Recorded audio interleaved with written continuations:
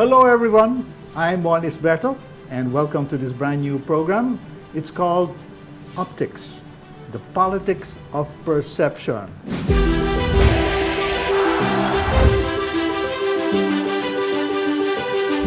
Who joins?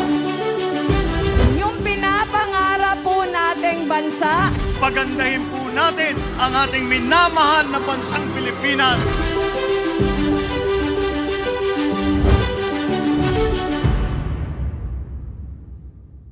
We're going to take a look at what the leading presidential candidates have been trying to communicate to the public. The what, the how, and the why of what they're saying. And to dig deep in this rather fascinating and at times very confusing subject, we've got leading communications professionals, guys who are leaders in reputation management to help us figure this out. And for this episode, we're very, very happy to have with us none other than an award-winning reputation architect and the co-founder of GeiserMaclang Communications Incorporated, Amor Maclang. Hello, welcome to the show, Amor. Very, very happy to be here. Well, thank you. We very appreciate taking your time for this show, but I think you're going to enjoy this. I think so. You know, just as a caveat, no, I'd like to request that I share this. I'm not, for the record, connected to the BBM campaign. It's just that I could not say no to you and Patrick. Okay. Well, then thank you. But, you know, your experience is going to be very valuable in helping us, the public, understand this really fascinating subject. Because, you know, the way I introduced this subject to myself is, I remember this incident when my 12-year-old granddaughter watched with me this fascinating documentary, you know, remember The Kingmaker? And Mrs. Imelda Marcos came to that point in the show, which he said, she said, perception is real, the truth is not. And my granddaughter laughed. But when you think about it, in politics and in elections particularly, perception, optics, is what drives the show, isn't it? What do you say to that? You know, you're absolutely right. Certain instances when the two really fork out. Personally, what I strive to do is try to make perception and reality as close to each other as possible, if not the same. So Okay. I think that's where the ethics of our field of work, the alignment between what we communicate and our performance and behavior. Now, that's the goal, but it doesn't necessarily happen like that. You're absolutely right. I think there's a lot of variations. Absolutely. Anyway, let's start going to our subject. For our first episode, we'll be taking a look at how the campaign of Ferdinand Marcos Jr. is going. Okay? He's, of course, based on the surveys, the leading candidate so far, up to this point. We'd like to take a look at what his communication strategy has been.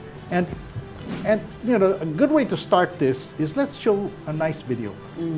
Okay? I think this is the video that's intended to set the tone for his campaign. Okay, let's take a look at that.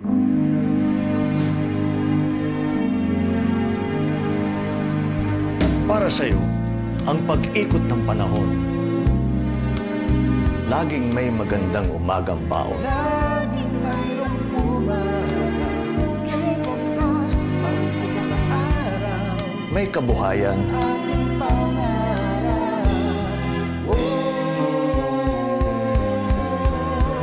may kinabukasan.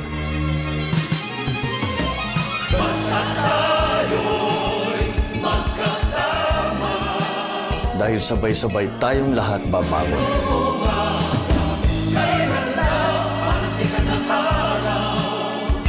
Sa pag-ikot ng panahon, hindi tayo titigil kailanman.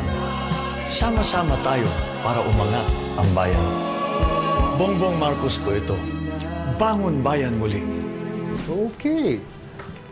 So the key symbol of that particular video is the windmill.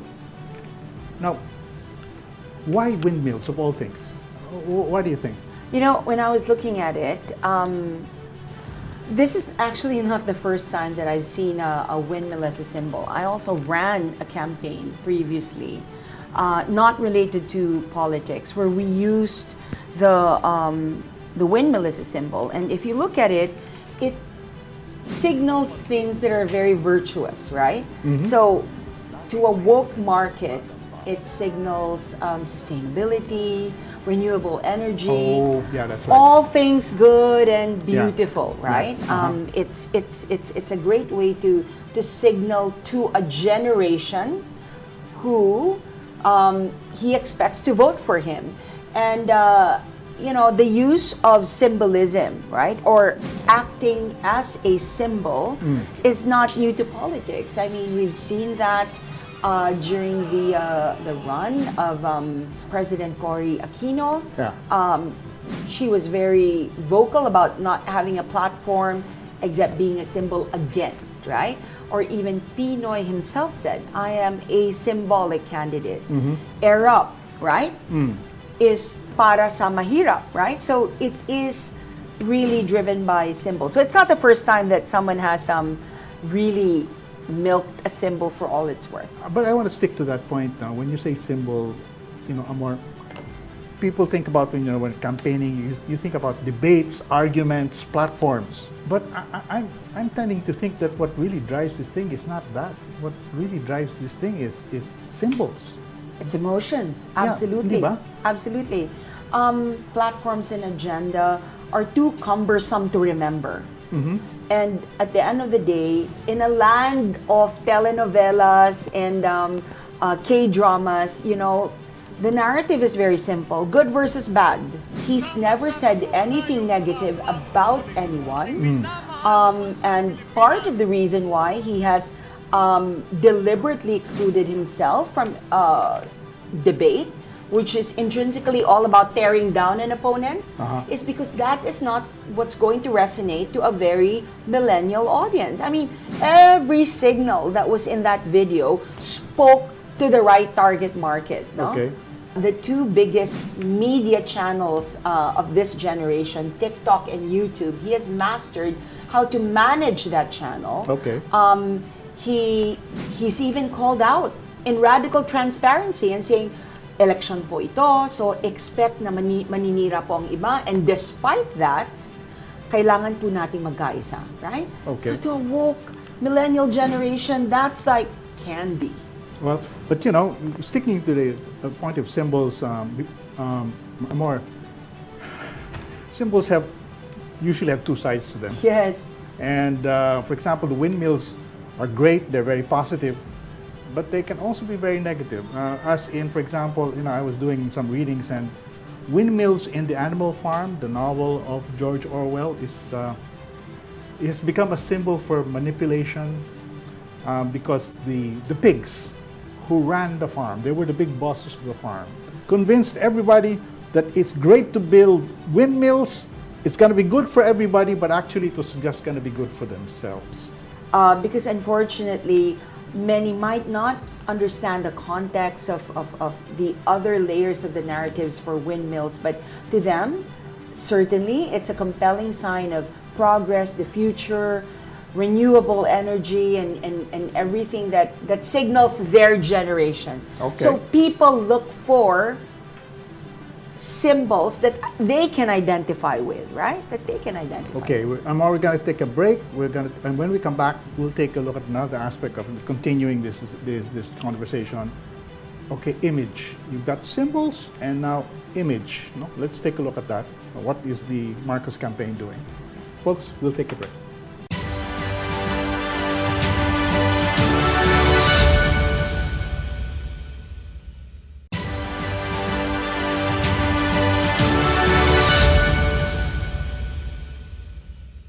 Okay, welcome back, folks. Tuloy po natin ang discussion with Amor, and we're taking a look at the optics of the presidential campaign of Ferdinand Marcos Jr.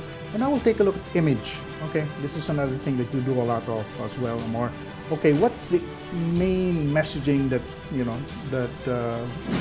Marcos Jr. is doing using images? Okay, so beneath the image is the narrative. And I think that's what fuels any of the symbols that are put out here.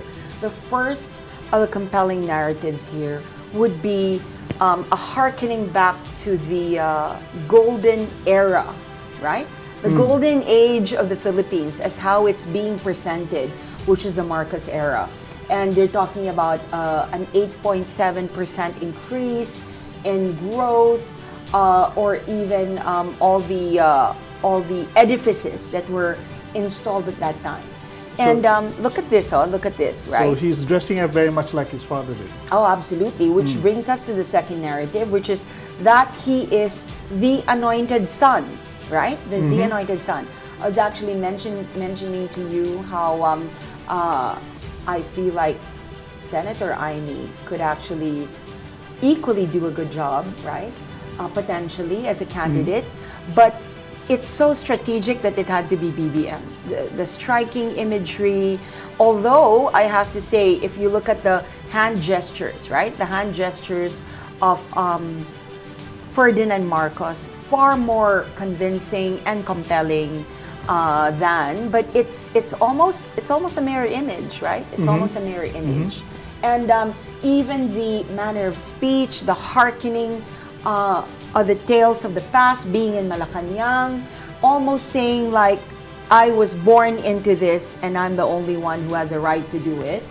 And even the updating of the Bagong Lipunan music, right? It harkens to nostalgia. And seriously, we Filipinos love that. We love the good versus evil narrative. It's so telenovela. But doesn't this lay him open to criticism? Okay, this is what your father did, but what have you done? Going by that logic that, you know, when you go one way, there's always another way. So Right. how does that figure out in this equation? See, the thing is, as a communications and a reputation strategist, you are under no obligation to answer allegations being thrown your way. So ganun, pwede Yes, yun? absolutely. It's all about sticking to your narrative, blocking and bridging. Look, if his narrative is a virtuous campaign, I won't say anything foul or negative about my competitors, which he has done. It perfectly explains why he doesn't attend any of the debates, right? I mean, debates are by its very nature intends to tear down your opponent, which he refuses to do. That is, I think, the problem with Senator Manny Villar, who at that time was leading. Everyone felt like he was going to make it. But then when he was thrown allegations about corruption, what he decided to do was abandon his original narrative, which was prosperity, and then he spent all of his time trying to bury and answer the allegation, and in the process, he was the one who got buried. But doesn't ignoring, for example, the debates or criticisms, etc., doesn't that come also with a cost? No? For example, hindi ka pupunta sa debate, lalabas dyan, sasabihin ng mga tao, not only your opponents, but ordinary people, ay, duwag ito si kandidato kasi hindi siya sumisipot.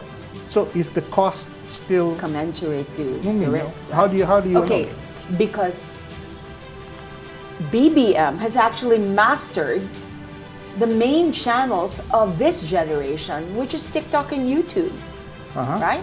I mean, the debates are intended to conform to a very traditional way of running, but with the advent of social media, which was super palpable in the 2016 election that yielded President Duterte as a winner, social media has been the ultimate game changer.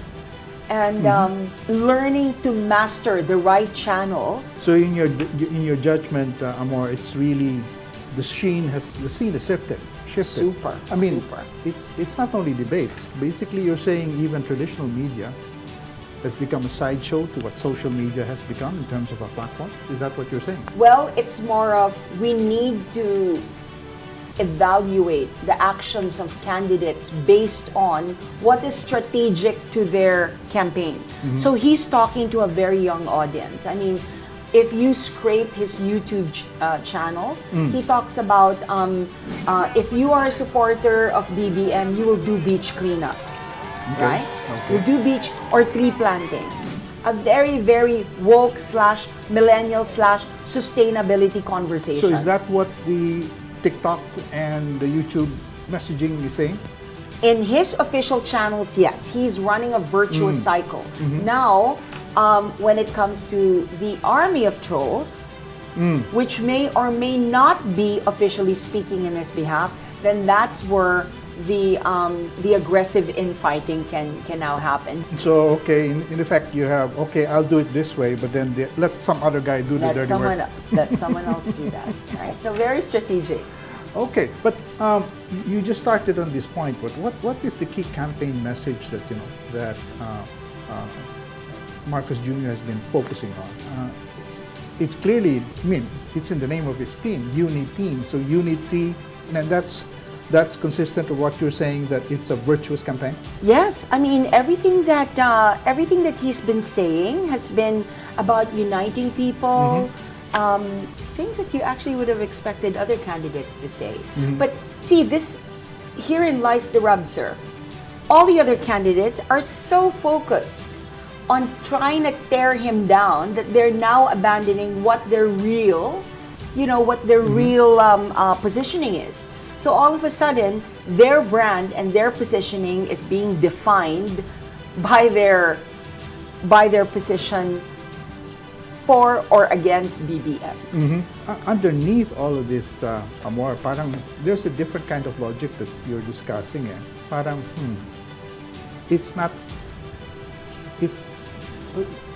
what is your identity as a person? What is your identity as a candidate? No, how do you define that?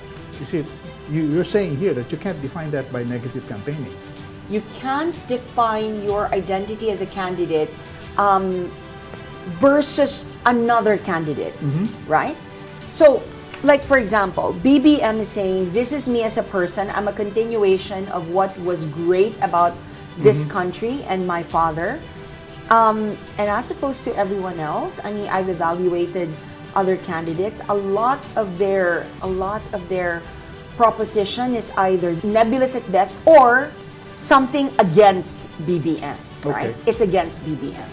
Well, this discussion really has me floating, Amor, because perception seems to be somewhere here, and then the truth or reality is somewhere else, and and you find that a lot of times they don't come together. Like, for example, just the symbol of this one. Actually, the Ilocos Norte government didn't have anything to do with building the windmills. It was built by a private company with loans from the Danish government. What you're basically saying, Amor, is that reality doesn't matter so much when it comes to the messaging. Okay, two things. He would not be the first one to do cultural appropriation of symbols, right? Okay. So many others have done that. I mean, and he is not without precedents. Like his father talked about Maharlika and really what could have been great about this country, right? So, and then the thing about reality and reality and truth, it's not that perception and reality don't jive. It's just that there are multiple versions of the truth. What do I mean by that? Okay. What could be true for certain millennials might not necessarily be true for their parents, and it might not be true for their grandparents. Okay. Right? So let me maybe leave you with this. I do a lot of work in the provinces. I mean, in areas that you're probably not even allowed to go as a corporate executive. And do you know that their understanding of EDSA at that time is totally different? The narrative of EDSA in Metro Manila is different from how it's seen in the provinces. Okay. Totally different. And that's probably why he's gaining ground everywhere else. Your logic is that on the whole, he's betting that this image is a plus rather than a negative, rather than a divisive factor in the campaign. If the surveys are to be believed, then it's clearly a plus, sir. And there is a faction of the community that you can never really win over. So for example, those who are ardently against martial law and the ensuing narrative that laddered up to EDSA, from a strategy point of view, wala kang magagawa dyan. You can't apologize, right? Because if you apologize, so this goes to that Villar phenomenon I shared earlier. If you apologize for the sins of your father, which he has not done, at least to the eyes of the other camp, it would be playing into their narrative. So in his case, it's like, I'm going to stick to my narrative, which is, ironically, a virtuous narrative. Regardless of what you say, I'm not going to get sucked down. All your criticisms and the issues, which you can very easily foist upon me during a debate. Okay, now we're going to take another break more, and we'll take one final look when we come back at what this campaign is headed to. In fact, in terms of symbols, we've got another picture here. We'll discuss that when we come back.